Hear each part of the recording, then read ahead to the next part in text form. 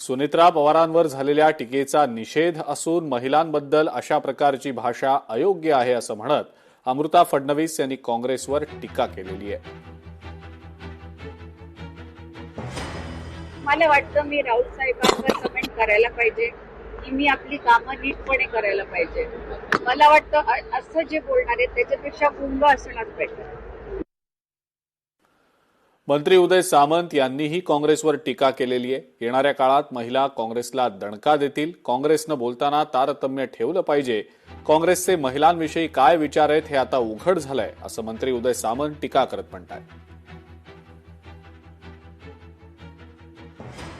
जे काय ट्विट केलेलं आहे त्यांच्या आखलेचं दिवाळ निघालेलं आहे. माननीय सुनेत्रा वहिनी अजितदादांच्या पश्चात अतिशय सक्षमपणानं उपमुख्यमंत्री म्हणून आणि महाराष्ट्राच्या पहिल्या उपमुख्यमंत्री म्हणून काम करत आहेत. तर त्यांच्याबद्दल असं बोलत असताना खरं तर काँग्रेस पक्षाच्या लोकांनी विचार करायला पाहिजे होता आणि काँग्रेसनं सुनेत्रा वहिनींच्या बाबतीमधली ही भूमिका घेतल्यामुळं त्यांचं महिला भगिनींबद्दलचं महाराष्ट्रातलं धोरण देखील आपल्या लक्षात आलं असेल. ते पुन्हा एकदा पुढच्या निवडणुकांमध्ये आमच्या महिला भगिनींनी त्यांना जे काही जागा दाखवायची दाखवतील. अकोल्यामध्ये राष्ट्रवादीनं काँग्रेस विरोधात जोडे मारो आंदोलन केलेलं आहे. प्रदेशाध्यक्ष हर्षवर्धन सपकाळांविरोधातही आंदोलन करण्यात आलं. काँग्रेस विरोधात जोरदार घोषणाबाजी केली गेली. काँग्रेसनं माफी न मागितल्यास आणखी तीव्र आंदोलनाचा इशारा देखील देण्यात आलेला आहे.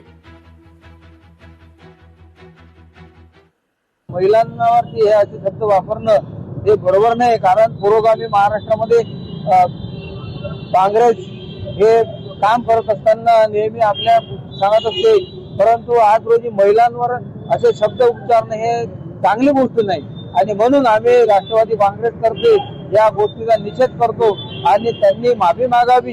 ही माफी जर मागितली नाही तर आम्ही तीव्र आंदोलन करू आणि त्यांना माफी मागायला भाग पाडू.